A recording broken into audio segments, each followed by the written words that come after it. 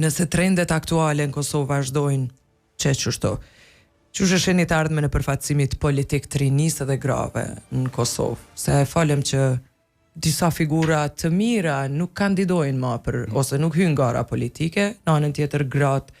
me shumë vështërsi përfshihen në fushata, vështërsi financiare, lider politik, burat gjithë, si është të ardhmen? Po duke u rrit kostaja politikës, kjo po e bën shumë atë vështirë për shumë individ që mund të jenë me ide të mira, por të kenë hapësirë shumë atë vogël dhe gjasa më të vogla për të zgjedhur, dhe kështu por e rrezikojmë demokracinë përgjithësi, se do të jetë paraja e cila do të na diktojë si do të jetë përfaqësimi në kuvend dhe kush do të përfaqësohet.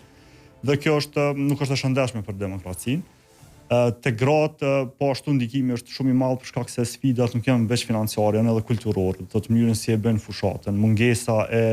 pronave në emër të tyre e bën të vështirë që të marrin kredi, që të mund të bëjnë financime të fushatës zgjedhore. Pastaj nuk mund të bëjnë fushat në ambiente të cilat në oda, në për fshatra ku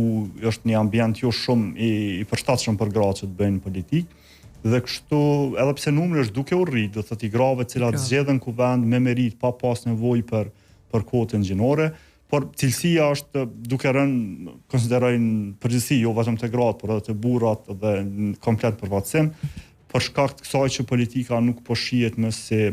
diçka prestigjioze, dikush që është deputet nuk është ndonjëvar prestigji që ka mujt me qenë para 10 ose 15 vjetëve. Përkundrazi je objekt i talljev, i kritikave, dhe kjo e bën shumë atë vështirë për personat që